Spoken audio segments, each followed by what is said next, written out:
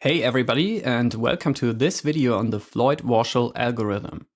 The algorithm calculates the shortest path from every node to every other node in a weighted graph, and therefore this problem is also called all pairs shortest path.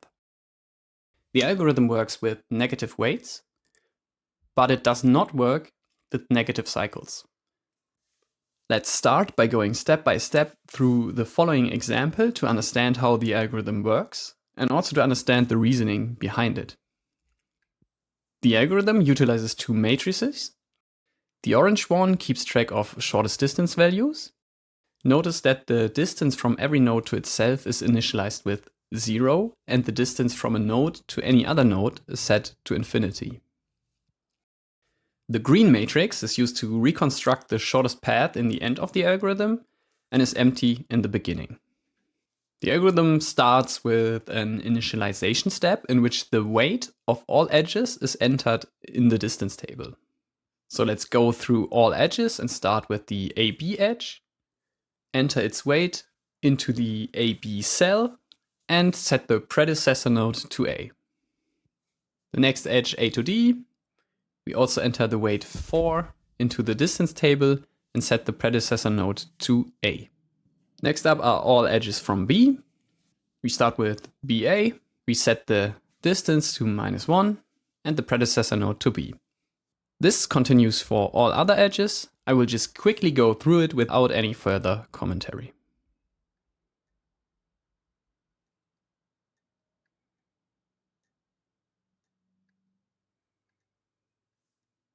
This concludes the initialization phase.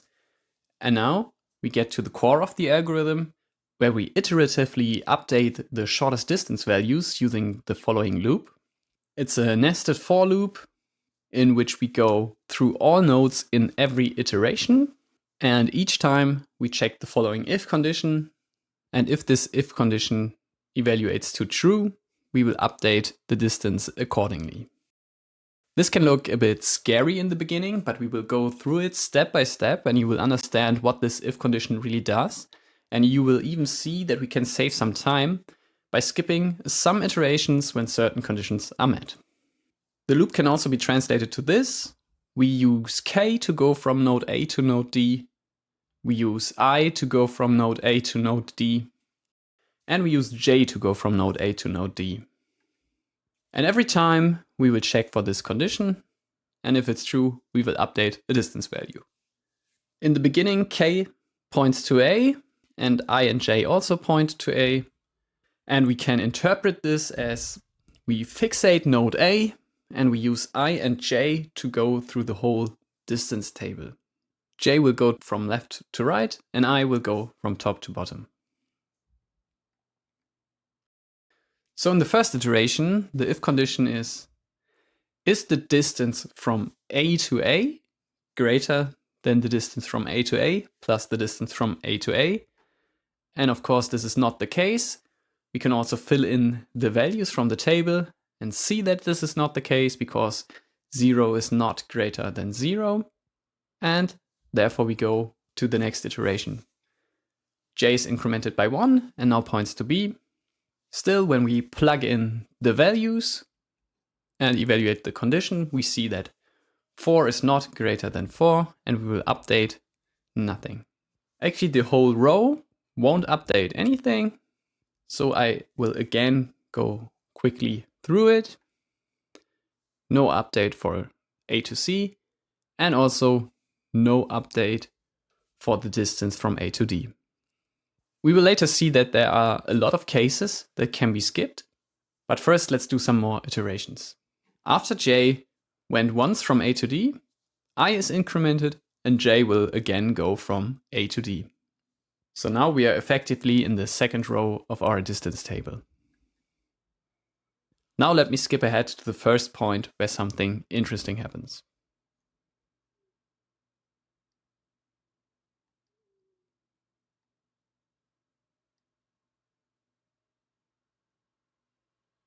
We arrived at the point where we check the distance from C to B and ask, is the distance from C to B greater than the distance from C to A plus the distance from A to B?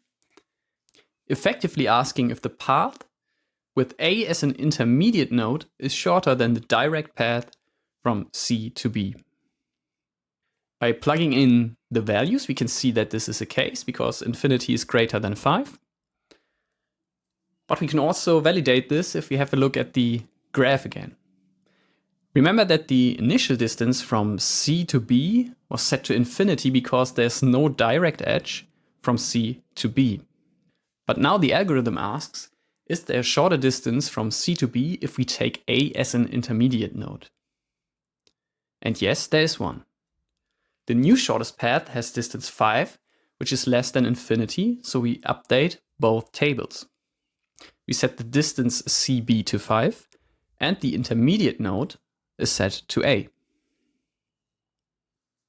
Afterwards, the algorithm just continues as normal. We don't have to update anything in the diagonal because the distance from C to C is 0 and can never be shorter. But the distance from C to D can be updated. By plugging in the values, we will again see that infinity is greater than 5.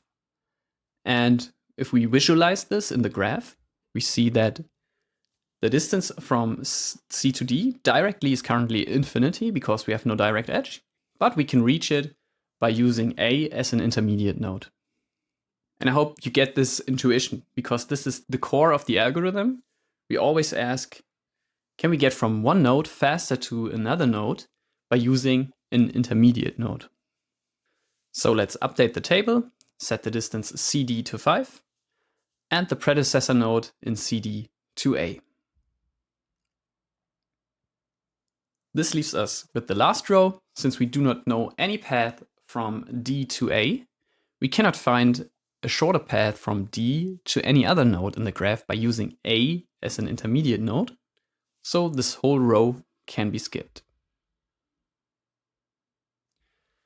After we've gone once through the table and looking at A as an intermediate node, we will go through it again and look at B as an intermediate node. But since this is very tedious, let's think about how we can save time by skipping unnecessary iterations. First, look at the B column here. In the first row, this is effectively asking, can we get faster from A to B by first going from A to B and then from B to B? And the distance from B to B is always 0. So this is never evaluating to true. And the same applies for all other red marked nodes. So we can skip this whole column. Something similar applies to the row from B to all the other nodes. Because, for example, we are effectively asking in the first column, can we get faster from B to A by first going from B to B and then from B to A? And again, distance B to B is always 0. And therefore, this whole row never evaluates to true. And we can luckily skip it. Lastly, the diagonal can be skipped because there will be no shorter path from a node to itself. This significantly reduces the number of iterations for this small graph. So let's continue with only the distances written in white font. We start by checking the distance A to C. Ask, is the distance from A to C greater than the distance from A to B plus the distance from B to C? And by plugging in the values, we see that this is not true. Therefore, we go to the next node. Ask, is the distance from A to D greater than the distance from A to B plus distance from B to D? And yes, 4 is greater than 2.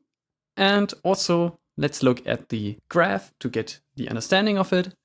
So if we use B as an intermediate node, the distance from A to D becomes shorter. The direct distance is 4, and the distance via B is just 2. So we update the distance in the table and set the predecessor node to B. There's no update for C to A, but there's an update from C to D. And this time, not only B is used as an intermediate node, but effectively 2 nodes are used as an intermediate node. So the calculation tells us that 5 is greater than 3. So we need to update the shortest path. Since we know that the distance from C to B is 5, and C to B uses the intermediate node A, we discover the new shortest path from C to D as the path from C to A, from A to B, and from B to D. Again, we update both tables. Let me quickly skip through the rest of this iteration here. D to A will be updated. D to C will not be updated. And now K can be incremented again, and we will ask all the same questions, but this time with C as an intermediate node. Now I will show the rest of the algorithm without any commentary, because I hope you already understood the logic and the reasoning behind it. I only want to show one more time that we can ignore the C column and also the C row and the diagonals.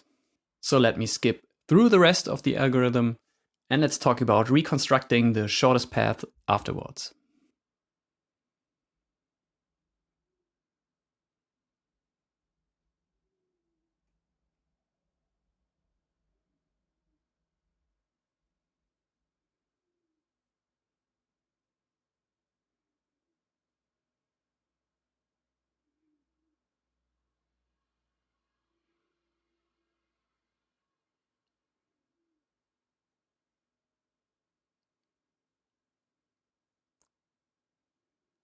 Let's talk about reconstructing the shortest path.